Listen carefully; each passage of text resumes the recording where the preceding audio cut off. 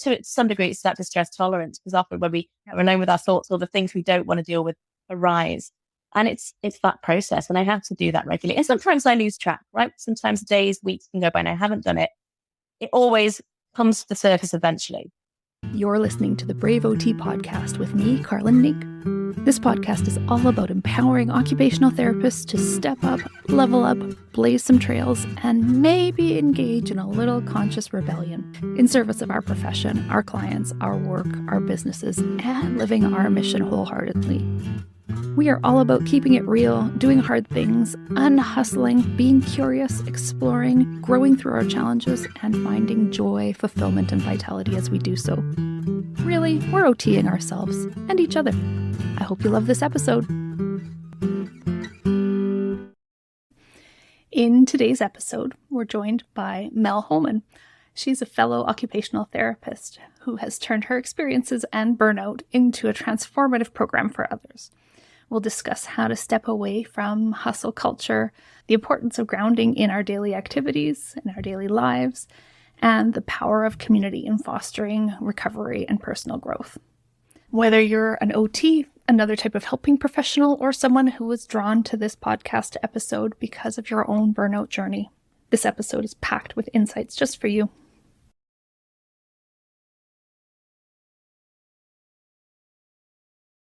Before we jump into today's episode, let's give a shout out to our sponsor, Jane, a clinic management software and EMR.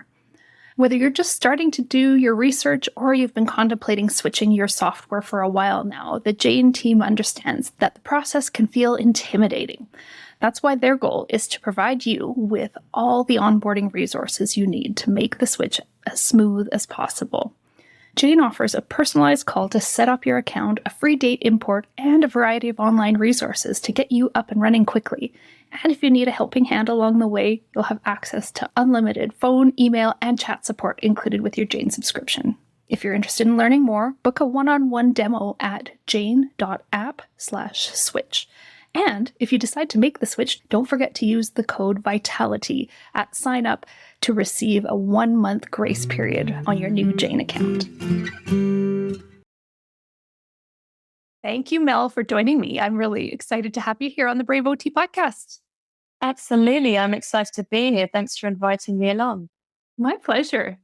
For context, you and I, for the listeners, you and I had a conversation last week where I put out some feelers about mental health private practice and asking some questions, and a lot of the content. You and I ended up booking a chat just to discuss and found we had lots of overlaps and synergies and ways of approaching the world. So I invited you here to talk about those things.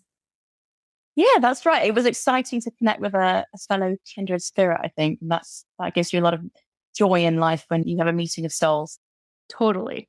I often feel when I read your posts on social media that I think, yes, I so agree, because we're both supporting people to get off of that burnout cycle and get out of the hustle culture and resist the pressure to be productive, achieve.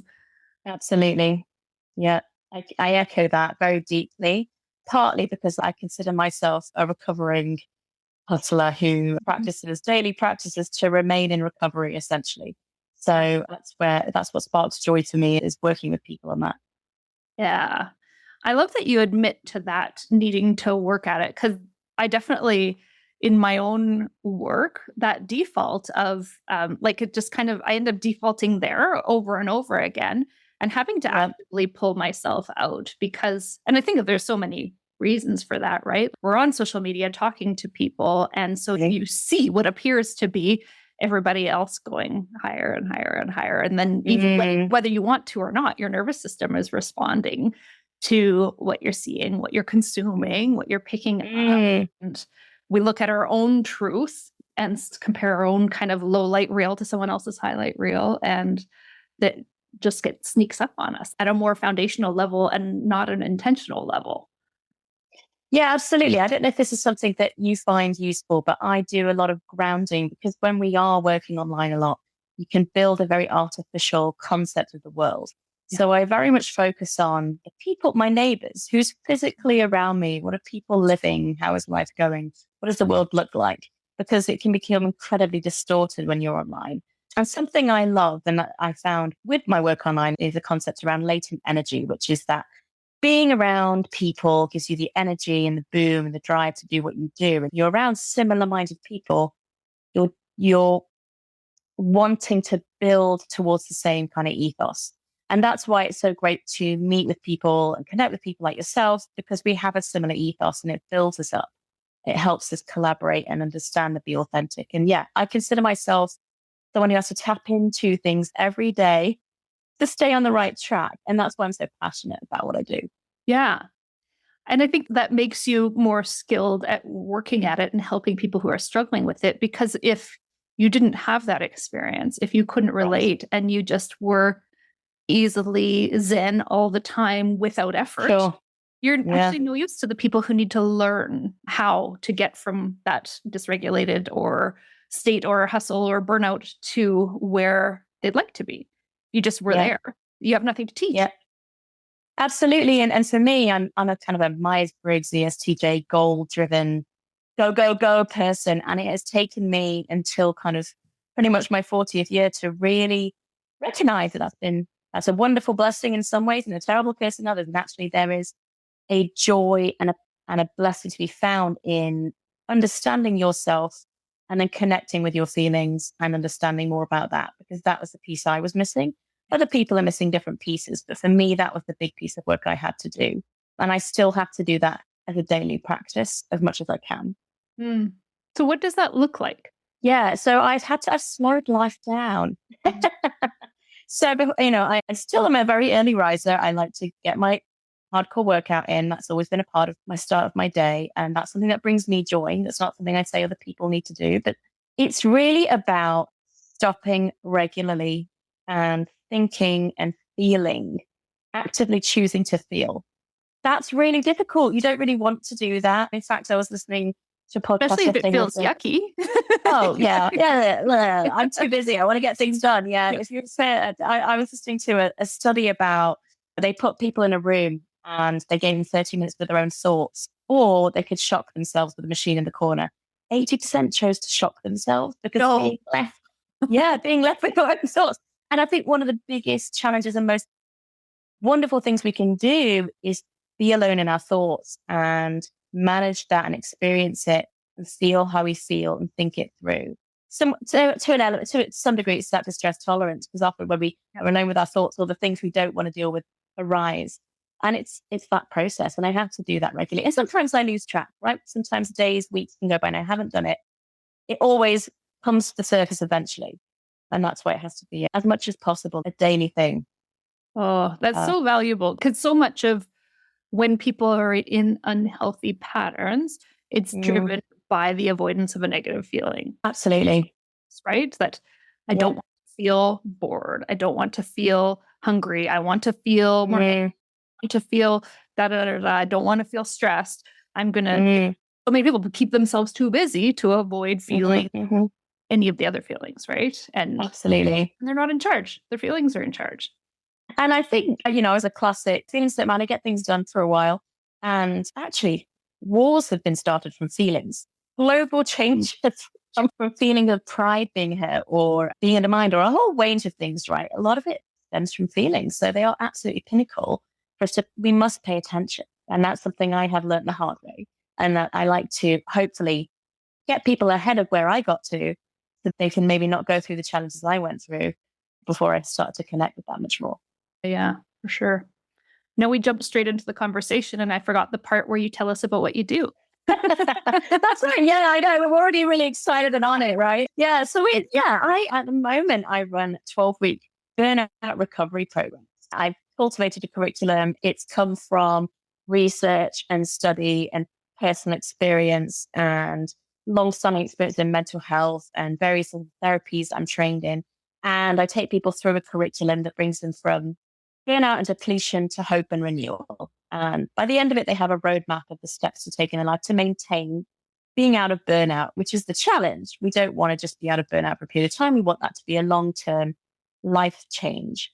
So that's something I've developed and absolutely feel passionate about and love to do. Absolutely love to do it. Mm, I love that. And who is your ideal client? Really, it's someone who's in a little bit of crisis, maybe. They've just come to a realization that maybe the direction of travel in their life isn't where they want to go anymore, but they're not quite sure what to do. And they are wanting to take steps, but they're not sure what those steps look like. Mhm. And I guess I get a bit of a mix of demographics. I get a lot of public sector workers.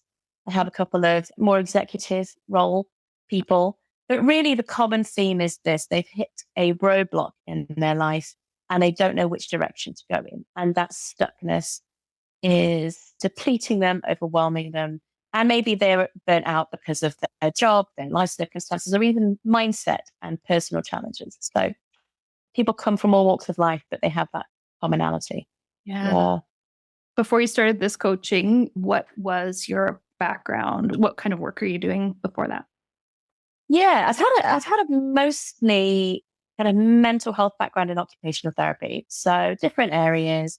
Obviously, I'm a Brit, as you may hear from my accent, and I work mostly in the United Kingdom. But then I relocated to the United States and worked. I worked in the United Kingdom. I worked in schools as well. I also had a bit of a private practice. I worked for a small therapy company. I developed a blanket to say I've done quite a lot of things, and then I moved to the United States and spent some time working in behavioral health and in schools before kind of making, and I'd been on this meandering journey for some time. Yeah. But then fully stepped into that and really have just felt that is what I'm supposed to be doing in life. And there's nothing more pleasing than doing what you feel you're supposed to be doing in life. Yeah, I'm thinking about that quote, not all who wander are lost. absolutely. Yeah, You weren't yeah. lost at any point in that journey. You were exploring. I was exploring, and I think, I mean, I think much like you, that exploration has led me to where I am, and it's been a beautiful journey. And I think facing fear and doubt has been part of that journey, and overcoming my own self-limiting beliefs, my own challenges has been a huge piece of that. And as you know, right, when you step into that entrepreneurial field where you're just stepping out on the edges and the margins, you have to be strong in yourself to take that step. Yeah. It doesn't mean you have to have everything figured out, but you have to have raised your self-belief enough and your confidence enough to do it, because many people unintentionally will have that flicker in their eye of doubt or confusion about what do you do again? What is Yes. it you're doing on the internet? And you have to be able to stand and be like, this is what I do and this is why I do it. So I think that kind of entrepreneurial piece has always been within me. And I imagine it's always been in you, Carla. Do you feel like it kind of on your journey, has that been part of what's been going on for you? Yeah, definitely. I think that about all of the ways I've adjusted my niche over the years, it's been based on my own journny. And so Yeah. much of I think that the best way to learn where we need to grow personally is to start a business. Yes. Yeah. Oh my Find out gosh. where all Yeah. the cracks are, where the insecurities are. Absolutely. Absolutely. And it's a growth experience, isn't it? When you step into business, it really is. And the skill sets required are very different. There's no doubt about it. And there's no way to learn things other than jumping in and doing it. Just Yeah. start Yeah. We'll figure and it then out. see where you go. Yeah. Yeah. You and I are Absolutely. both a bit anti-perfectionists. I call myself a good enoughist. Oh, me too. Yeah. I kind of pride myself a little bit on it because, yeah, otherwise, if, taking a couple of steps in the wrong direction is better than taking no steps at all. You have to have momentum and movement. And if you take steps even in the wrong direction, you're going to learn and grow and experience. And that's what you need for development. Comfort does not grow you. And so you have to have failings and challenges to grow you. And part of my journey has been, again, redefining failure to myself. And I've had to fail multiple things to truly understand that this is okay. This isn't a part of my identity, and this is a wonderful experience. And I find, and I'm very confident you find this too, that many of the people we work with are struggling with their fear of failure. They are struggling with what that would mean about who they are and what people would think. There's definitely, you can link the go all the way back to the good girl who's intelligent, who's an achiever, who works really hard, who gets lots of feedback for being successful and effective and all of those things for giving. And that perfectionism, then that kind of achieving, leaning into more perfectionism when the going gets tough, that those come to us with burnout. Almost Absolutely. Absolutely. And when your identity is completely built into that way of life and thinking, and so is your families. It's really hard to think differently. And I mean, I love to get inspiration from listening to podcasts, other people online like yourself.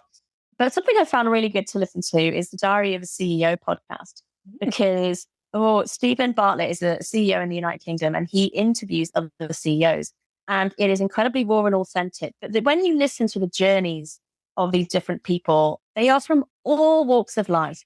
Some of them dropped out of school and got into drugs and didn't have any qualifications, and then blah, blah, found their ways to success. Some of them followed this traditional route, but many, many, many of them quit something, pivoted in their life in a different direction, risked losing things. Just they stepped out. And I think, I am that classic good girl. I was just good at school, and I went to university and I got my degree, and then I worked really hard. And there's nothing wrong with that at all, except that it's just one set of values and one way of doing things. And the more I exposed myself to all this difference, the more I learned that journeys can be so beautiful and varied. And there's so much power in that. So I like to fill my mind with these resources to build and grow my own understanding of the world. I love that. I did a YouTube video probably 2 years ago, maybe. And it was about thinking about mindfulness as a traveler.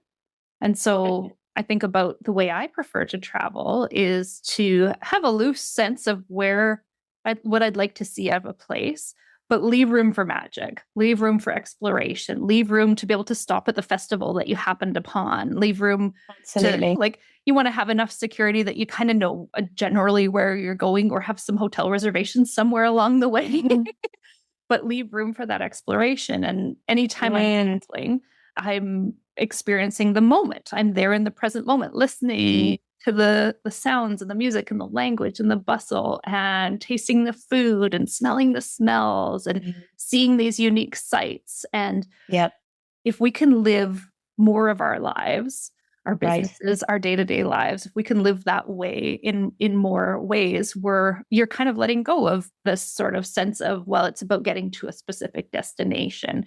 You'll get to amazing destinations if you let that exploration be perhaps better than you knew was there before you got there.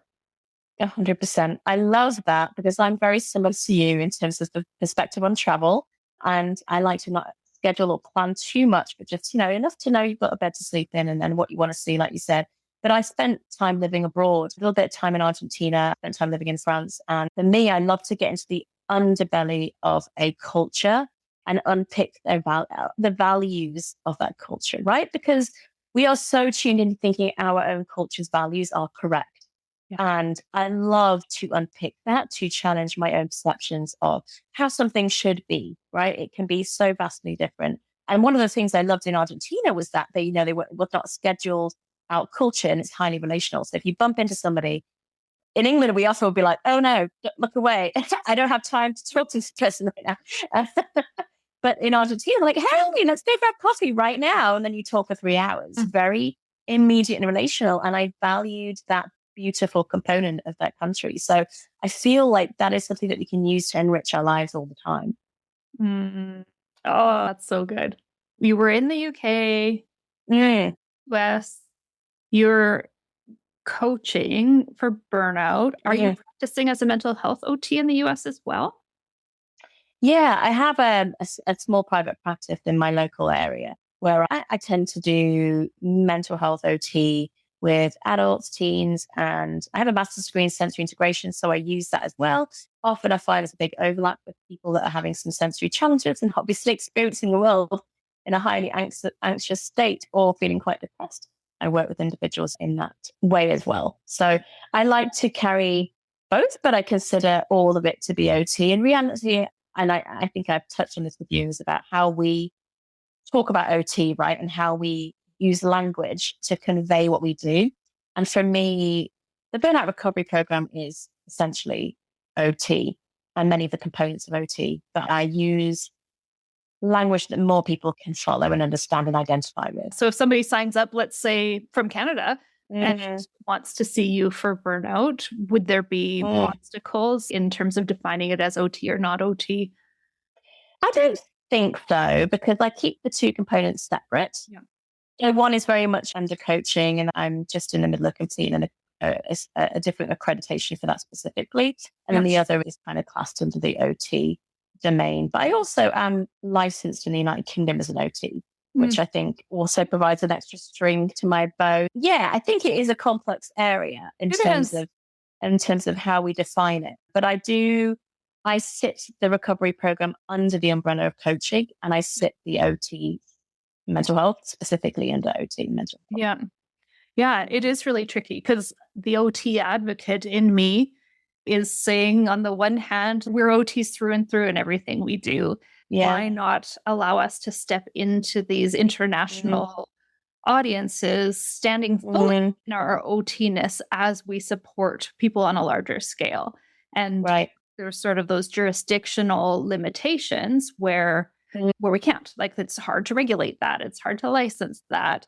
And I can appreciate that a lot of the regulations were created before we were so internationally connected. Even 5 years ago, we weren't as connected as we are now. Sure. And I think for me, this has been highlighted both from being in the United States. This wasn't really a barrier to my practice in the United Kingdom. And I've been on a fast track of learning OT in the US, I suppose, and still have much to learn. But I also have businesses registered with us. So it's all very complicated. Yeah, for sure. It is complicated. And I think it's an evolving scene. I definitely would love for all of this work, for us to be able to stand in OT and all of this work. And then at the same time, I don't want to hold back and only coach clients in the provinces where I'm allowed to practice. I've got clients all over the world. Yeah. It's important. Yeah. I do too. And I like to have that global reach. I really don't want to turn people away. And that's why I've created like two separate streams. But I'm sure that's going to continue evolving and changing as things change, right? Yeah. And I think it's important because it's increasing visibility. The louder we be about increasing visibility for OT. And if we're doing so responsibly, it can really help kind of progress things, help increase that visibility of OT, help people understand OT. And I think that there's room for that. And we're not quite there yet because all of our regulatory bodies haven't quite figured out how we can continue to regulate. Exactly. Yeah. We can absolutely just keep campaigning that they move forward with progression, I think is hope. Yeah, totally. And then where we stand then responsibly, because I too have my two separated.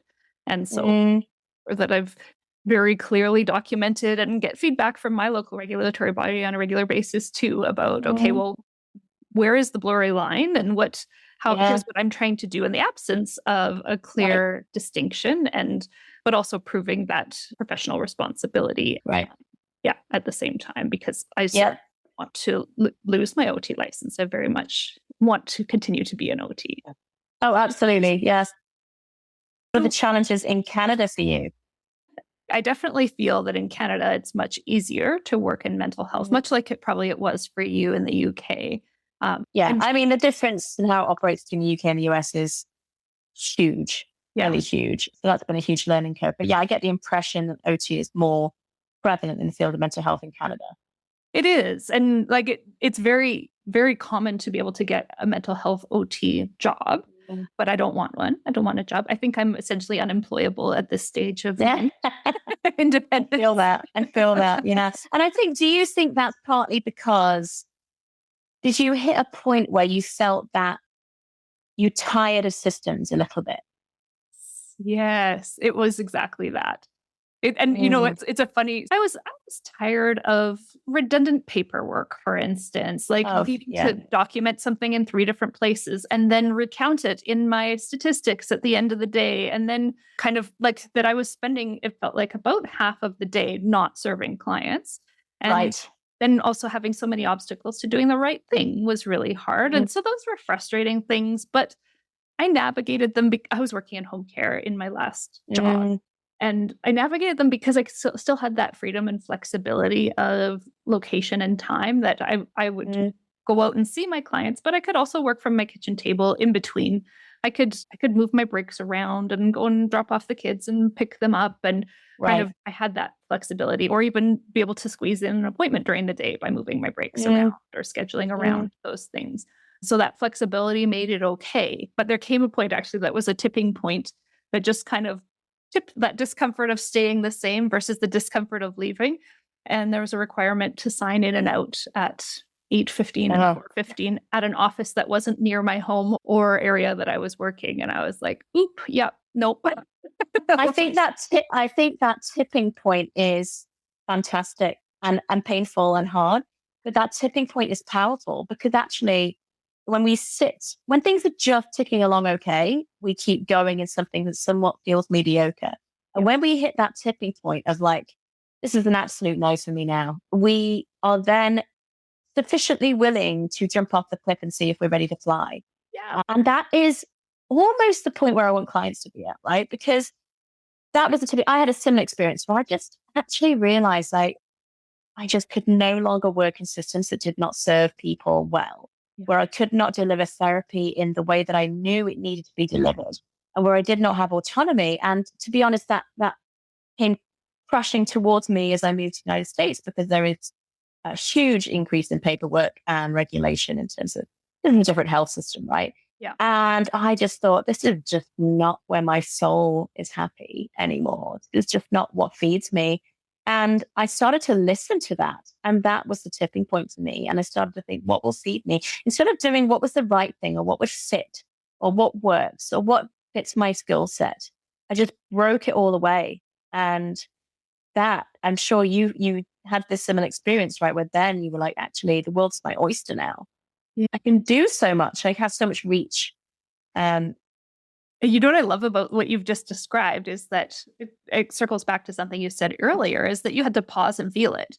Like that there was that sense of feeling, what did it feel heavy? Did it feel constricting? Did you feel, like at odds with your values? And that pause to feel rather than just busy through it or quit and find another job or find a superficial solution. Right. And I think I'd been busying through life for a long time and, just making logical choices, right? That fits this and this fits that. And that'll fit my times picking the kids up and taking them to this activity. Just at no point did I say, what does my soul want? What do I need? Mm-hmm. And when I hit that point, I start to listen to myself.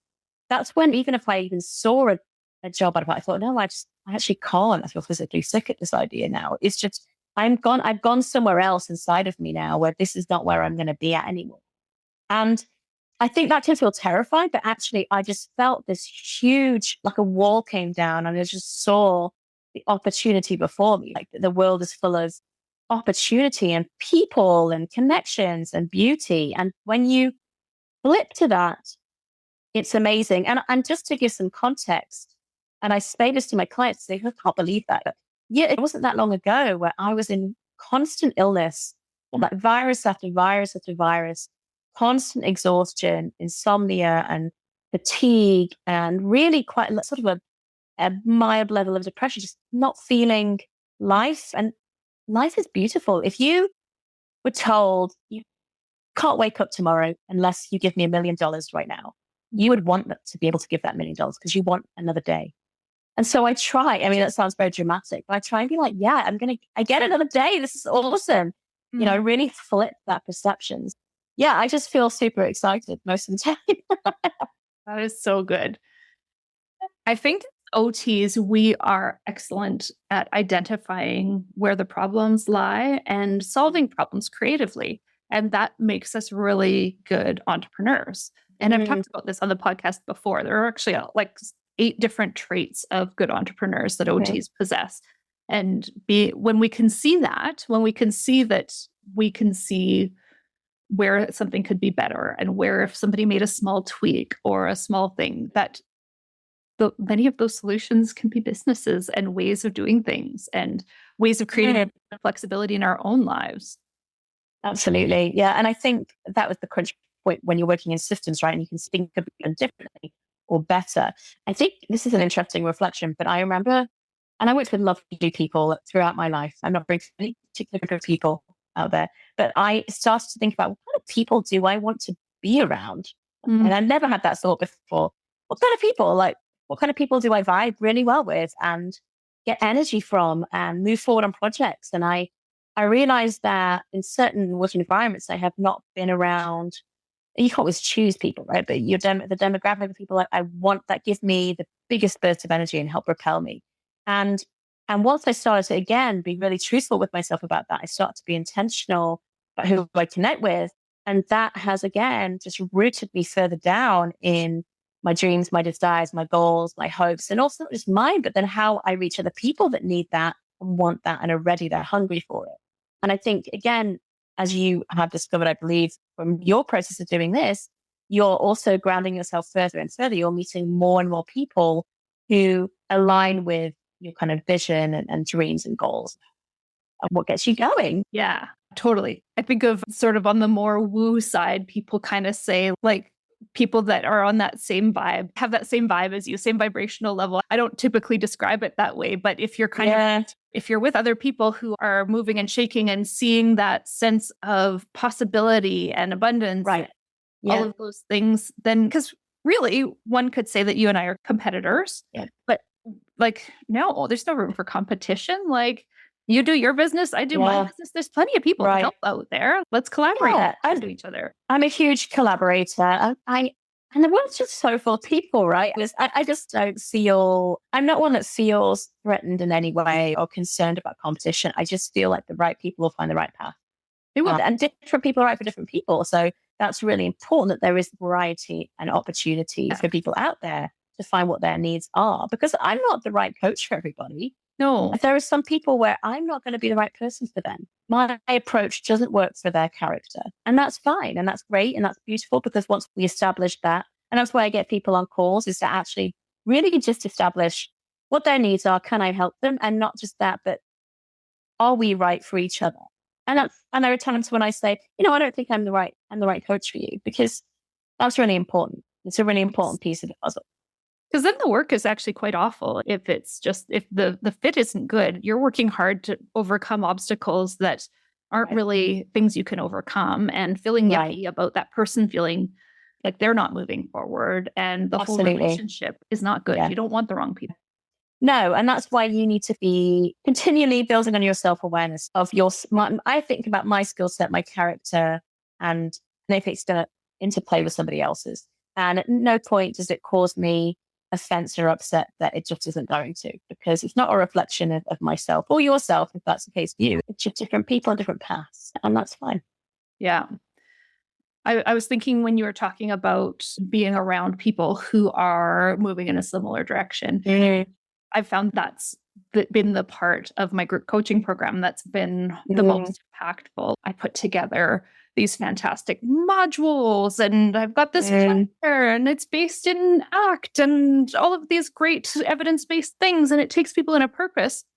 And people value that for sure. But when I ask my clients what's been the most impactful part, they always say that it was a safe space in a community of people that were supporting their growth, that there was this sense of safety, community, reflection, observation, collaborative problem solving.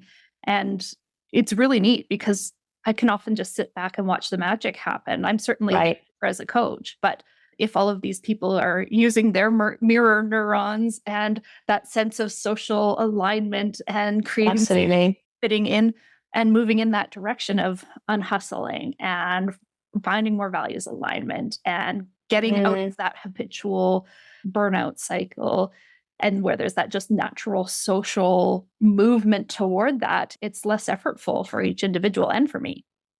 Yeah, and I think that's what's wonderful about online work, because sometimes people are, they're stuck in a geographical location with a certain circle of people that are not traveling in the same direction as them. They're swimming upstream somewhere else. And so having that camaraderie online with a group or a person is powerful. And don't underestimate the power of that. We're meant to be in groups. We're meant to be in community as humans. And I think it just propels us further forward. Yeah, most definitely. What's on the horizon for you? What do you kind of see in the next few years for your evolution? Oh, gosh. Yeah. I mean, on the one hand, I'm just super open, right? I'm just in this where my river flows. And I'm not a sort of natural hippie, so that's quite an unusual thing for me to say, but it really is like, where are things going to flow? I'm going to remain open, because in the past, I've always been quite linear. This is what I'm going to do. This is how I'm going to do it. And now I'm like, well, I've got multiple options. Let's see where it goes. But I see opportunity locally in working and building women in business. I'm on a panel for local women in business here, and I'm doing some speaking events there. I also see myself building into further executive coaching with some organizations I've connected with. And I want to continue to build the following around burnout recovery, because I'm sure you also maybe come across this. I meet many people who are burnt out and they know it, or they're struggling in some way. They're not quite ready to step out for themselves yet. Sometimes they're just not quite there. And I want to build more strength and more trust and more community so people can feel super safe doing that. Yeah. And just, sometimes people come to me in a very fragile place. Yeah. And I always say my program is one-on-one. So it's very individualized. So I have a curriculum, but I very much bend the curriculum to meet people where they're at and help them flow through the process in a very natural manner. And people can be very fragile. So I want to be very gentle with those people and build them, but continue to just allow people space to step out for themselves. So that's my hope and dream for the future. Yeah. Oh, I love that. I love that. How about you, Carlin? What's your river flowing? Where's your Carwell River going? Well, it's actually right here. It's on the wall. Like, I'm going to chart. Oh, it is. But actually, before I go there, I wanted to share a bit of a thought on the fragile people and burnout. Because a lot of my work over the years has been third-party payer-funded work with people who are off work due to, but very often it is a burnout. And very often I have to actually hold the reins a little bit because some people want to achieve their way out of burnout. Yes. At a point where they're experiencing illness, they're experiencing severe depression that started out as burnout, where their nervous system is essentially all dysregulated. They need to rest first. And they haven't allowed themselves to rest because they're trying to tick all the boxes for all the self-care and do all the challenges and those things. It's hard to convince them to slow down because that feels really uncomfortable. Right. I was one of those people once. And you're right. You're absolutely right. It's that idea around rest. And some of my work in the United Kingdom was very similar to yours, where I would actually be contracted in by a company to work with somebody who's off long-term sick and really support them back into work, but through an individualized program that was independent of their employer. Yeah. And I would love to do more of that here in the United States. I'm just trying to figure out how the United States works all of the time. That's an area of growth that I have connected with the HR needs, and the laws are different, etc. So, but I found, when I was doing that work in the United Kingdom, that, you're right. People have tried really hard, right? And I like to say they logic their way out of it. They're trying, they're checking the box, and actually they haven't done the piece of how am I actually feeling? Yeah. And why? And sometimes it's stuff that's been brought up to them that happened a long time ago, or that they're just feeling rubbish about themselves, right? For some people, they have a really deep wound that's already open, and that one project that didn't work out brought everything up. And then they just couldn't cope with going in. And I unpicked that with them as well. Because like I say, as you do, you meet people where they're at. That's been a big piece of work. But people can be very fragile, and we have to be very, very gentle with them. That's where the therapeutic underlying skill set comes from, right? And that, as I said, OTs, we use those therapeutic skills in our coaching practice. Yeah, it's so true. And with that life experience and that clinical experience, we can't not bring it along with us. Yeah. You asked me about where my river is flowing. So Catherine Wise, she's an OT she's from Canada, and she's a professor at both the university in Canada and one in California. She had me come and do a talk in a healthcare leadership master's program. And we just did one session together on burnout.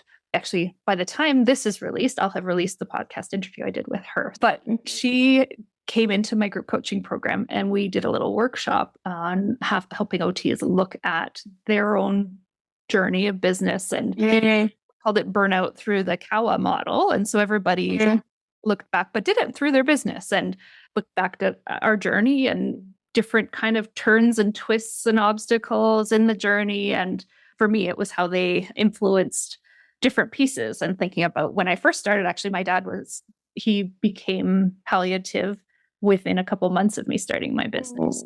And so I had this flexibility that I was so grateful for. At the same time, that was the early days of my business. And I hadn't Mm, reflected on that intersection because at the time I was just in survival mode. But then, right.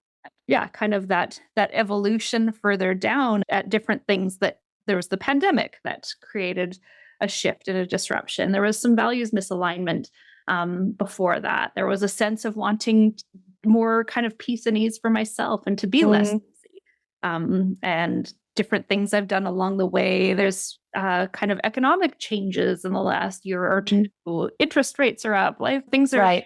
more expensive. That's impacting the way people are purchasing things, the way they're investing in Mm, themselves, impacting my own bottom line too in our family and things like that. And so as I kind of look at moving forward, what I actually came up as a conclusion, which isn't necessarily a direction, but a sense of defining it, is mm. that you can't speed up the river. It is what it is. Let the river carry you. Your effort to change it is what's exhausting you. Oh, so true. So Mhm. true. That is so powerful. And I think if people take time to truly dwell on that and really think about their lives, you realize that you can be trying to swim up creek in some way or other, right? And then you have to Yeah. really recognize it. Yeah. Yeah, so true. That's really, really powerful. So I don't know where the river's going, but Yeah. I am flowing with it as well. And, sort of getting that sense of continuing with that effort of, or that Mm, direction, that intentional direction of allowing that flow, listening, mm, tuning into what feels aligned, pausing, and that sort of idea of there being a stressor and your mm, response in between mm. is that power, so that it's not just a stressor and a reaction, but stressor, pause, reflect, Right. align with your values, and then respond. And so on Absolutely. space, creating that Yeah. pausing to feel and reflect and choose the next action intentionally. It's not passive, Yeah. but it's allowing dancing, I, right? yeah. And I've done a lot of trying to swim up the river. Yeah, me too. And I see, and I've known it and I've done it. And I was like, it doesn't matter, just keep going. And you have to keep learning your life lessons over and over again, right? You learn them and then they slip away and you got to learn them again. So I almost find myself a source of amusement at times. Have you seen the analogy of the spiral, that very often we're like, why am I here learning this lesson again? I thought I already learned this one. I'm back here again, and we can Mm, shame ourselves for it. And the idea is that if we turn that up on its side, it's actually a spiral, like a spiral staircase that's going mm, up, and we're coming back to old lessons with new experiences and seeing mm. them differently. And all of these things still are forward movement. Yeah. And absolutely. And I think as well, some of us just need to keep growing and learning the same thing because we have a hard time with it, you know? Yeah. So, So yeah, but it's all forward motion. It's all yeah, forward motion. yeah, it is. Now, do you screen for that more kind of severe end of burnout? That's something that I've played around with, using like burnout Mm, scales, because my sweet spot for helping people is somewhere in the middle, actually. mm, The full burnout, and not just in that, oh, I'm getting a little stressed. Like people can find some mm. independent resources for that, but that sweet spot in the middle. How about you? Yeah, I do use a burnout scale, but for me, and I think people sometimes may find that frustrating. They're just like, I just want to know what it is. But I do like to connect with people on calls. And the reason for that is to really understand where they are at and if this is going to fit them. Because as you say, some people they can be so fragile, this just isn't the right time. Yeah. I can give them, and I do kind of a bit of a roadmap or signposting, or just this is what I really recommend for you right now. Maybe come back to me when X, Y, and Z has happened, Yeah. or when these things, because I do have that strong ethical drive that we're taught to have, right? Which is Yeah. about doing what is best for people. And what I find is, and in some people who, like you said, are just a bit stressed, I tend to, I connect with them and I establish they don't probably need a whole program. They probably just need that roadmap again, and we just tend to get that done together. And then I wish them well, and I'm always my door is open. So yeah, that sweet spot that you describe, and I do take people who are really struggling, but I also take people who are they're struggling but they're ready. They're Mhm. ready for the steps. I take both of those demographics, and it's a slightly different journey in terms of the program. But ultimately, for me, it's my skill in teasing out where they're at and what their needs are and how I can meet that. Or if not, that's a really important part of the step. Yep. That makes a lot of sense. And Mm, I imagine too, like I know I often am also evaluating that environment, like how much ability do they have to change? mhm, Are they in a phase of life where there's not a lot that can actually change? There's a high level of mm, responsibility. And certainly we can impact their coping and their ability mm, to manage the situation. But sometimes that can be really hard as you consider those. mm. Everybody has the choice to go and start a business and switch Oh, their sure. and you know delegate all the things that are overwhelming them. Absolutely. But sometimes I do free webinars as well. And I find some of those capture that audience well. Maybe they're not in a place where they can do something fairly transformative at this current time, but they can apply some of the lessons, skills, ideologies Yeah. that are in the webinar. They can keep it, they can watch it back, and they can start to just have some experience of relief. I think little pockets of relief of being seen is powerful. And some people need to be seen. Oh, so true. Mm, I have a few last questions if you are ready for them that I ask people at the end of the podcast always. What does being brave mean to you? yeah, I feel being brave is just feeling all the feels and doing something anyway. And vulnerability. Mhm. People fear vulnerability. And vulnerability is, to me, beautiful and powerful in the right places, in the safe places, right? Yeah, and being brave is just that willingness to do something and a risk and maybe fail and be okay with it and do it again. Again, yes, that Mm, ability to get back up, fall, trip, get back up. You're not going to mm, die. Just keep going. mm. In fact, just a quick one on that theme. I actually talk with my children sometimes at dinner and I say, what did you guys fail today? And they look at me, what? What do you mean? I'm like, I want you to fail at something this week. And I want to change their interpretation and experience of failure. Because if I can give them the idea that it's okay to fail, they're more likely to try. But for me, I'm not celebrating success, I'm doing well. But I did not grow up with that idea around failure. And I really would like to instill that in my kids. So I try and practice that in my daily life. My eldest son just graduated from high school, and the speaker they had come to give the big speech was their former band teacher, and he called it the anti-motivational speech and said, Yeah. hey, like, go try things, screw up, go take an arts class, Yeah. take something and drop it. Like, try Mm, something out, change your major. These are all mm, really good things to do. mm, And it's freeing, and it allows for mm. creativity, and it It allows for absolutely does. new experiences and Mm, flexibility. hmm. Yeah. Absolutely. Yeah, I love that. What is something brave you've done recently? Oh gosh. I feel like there's quite a long list, to be honest. There's like a never ending list of scary things that I have to keep doing in life. Yeah, building a business has been quite brave and stepping into that fully. But yeah, I've worked really hard on building my self belief and understanding my capacity is huge and my capability is fantastic. And I don't say that in an egotistical way or a prideful way, just in a realization that I have a huge ability to do things. And that's really freeing. And so that's something I've had to be brave in. But I've also moved country and moved to different places and had different jobs. And that's all been very, very trying and requiring a lot of bravery in many different areas. And I'm hearing from you that huge ability to do things gives you a certain Mm. amount of confidence, faith, like sense that it's going to work out, that you have the ability to make things work out, and gives you Mhm. so to take risks. I've Yeah. Is that a fair interpretation? Yeah, I think it is. One of the things that I mean, I can tangent all day on this, so I'll try and keep it short. One of the things I really feel passionate about is supporting women to understand what it would feel like to walk into a room and truly believe in who they are and have confidence in that. To imagine it. Many, many, many women cannot imagine it.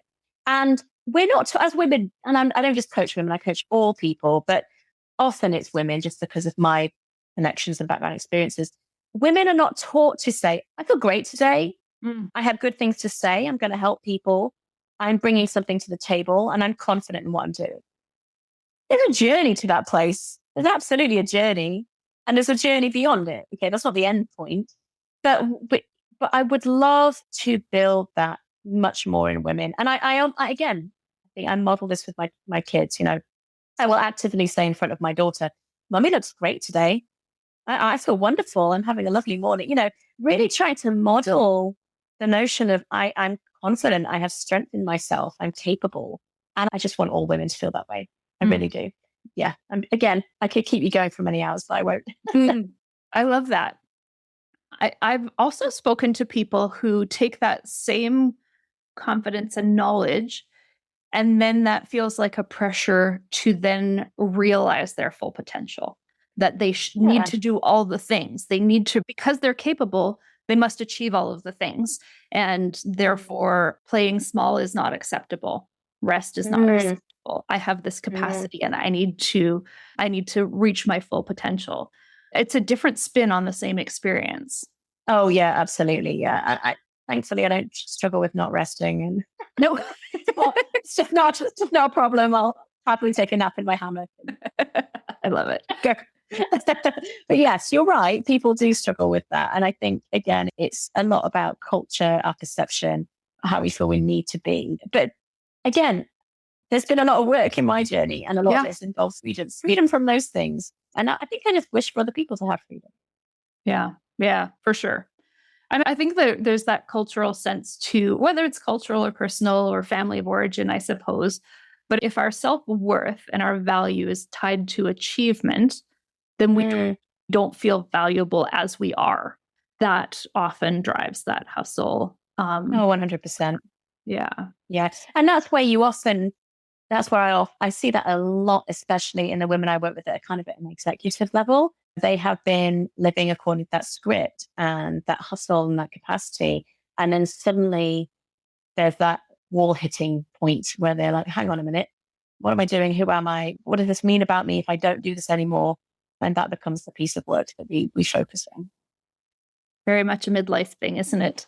Oh, yeah. I didn't get a sports car yet. I think the female version, the male version tends to be the sports car, and the female version tends to be, I'm going to run away and stop taking care of all the people. My girlfriends and I have a vision of our commune that we're going to start when we run away from it all. That sounds great. I'll invite you. You definitely would fit in. Oh, good. I'm in. What would you like the OT listeners to be a little more brave about? Oh, I want them to be brave about being confident in OT. We spend energy on talking about how people don't understand OT, or they don't understand our roles, or et cetera, et cetera. And actually, I would love for us to cut through the noise and speak really confidently and be in spaces online talking about our skills, our strength, what we bring to the table in a powerful way. And I'm hoping and believing that, and again, it's been a long time since I did my degrees, but that there is more language around business and marketing in undergrad degrees, because I feel like that is key for OTs to build their confidence and strength in what we deliver. Because what we deliver, I believe, is absolutely fantastic, absolutely life-changing. And I don't think any other demographic is doing it, not like we do it. So I'm super proud of our profession and what we achieve. And I'm really aware that we're kind of talking about entrepreneur OTs. I want OTs who are working in hip and knee replacements and orthopedics to believe and understand that they are stepping into opportunity to connect with those people and transform their lives as they do maybe some more generic activities, or they're in the systems that they maybe don't always love, or whatever it might be. You can be an entrepreneur in which area you are working in. And it doesn't mean you're setting up a business. It means you're blazing a way forward, right? And whatever that might be. Yeah, most definitely. If somebody wants to reach out to you, connect with you, consume some of your resources, where can they find these things? Yeah, I'm so a Facebook person, and I'm trying on Instagram. But I have a website, which is melhoman.com, and there's an inquiry page on there. Or you just drop me a DM on Facebook. I'm very friendly. And I love just to chat with people. You do. I love it. And you are so responsive on Facebook. I feel like I know you from just the way we interact on different posts on Facebook. And I appreciate you very much. I appreciate you being here. I'm going to put those links in the show notes And I look forward to further collaborations. I think that Yes. the beginning. Yes. Who knows when our rivers will flow, right? I'm excited. Yeah, most definitely. Well, thank you very much. Thank you. At the beginning of this episode, Mel referred to our discussion as a meeting of souls. And I think that's what happened here. I hope you enjoyed this episode, and I thank you for listening. It's a pleasure having Mel Homan with us, sharing her insights on overcoming hustle, nurturing our mental health, and the significance of building strong community ties. Mel is extending an invitation for you to join her Facebook group. It is now called Building Fulfillment and Transformation. I'll link it in the show notes, and it's a great place to continue these discussions on getting out of burnout. I'll also include a link to her website. Now, if you're an occupational therapist who's been listening to today's discussion and it resonated with you, I'd love to know about it. A really great way to do this is to share the episode on Facebook, on Instagram, or LinkedIn, and tag me in the post with any points on what you found helpful. This helps the right people see it, the people who need to hear this message. And if you're looking for more ways to enhance your vitality and well-being, I invite you to explore my Activate Vitality program. It's designed specifically to create a community of support for OT business owners just like you, aiming to get out of the types of patterns that hook us into overworking, such as self-doubt, perfectionism, fear of failure. And I want to get you on with loving how you live and work. I'll link the Activate Vitality page in the show notes for you to explore. And then you can book a call. I'd love to talk to you. Remember, you're not alone in this journey. Let's continue to build on what we've learned today and support each other along the way. You learn from the people around you, from what you're listening to, the media you're consuming, the peers you spend time with. So you want to be surrounding yourself with peers who nudge you in the direction that you want to be going. Be sure to subscribe to the podcast, leave a review, and share the episode with a colleague or friend who might benefit from the conversation. Until next time, be brave, OTs.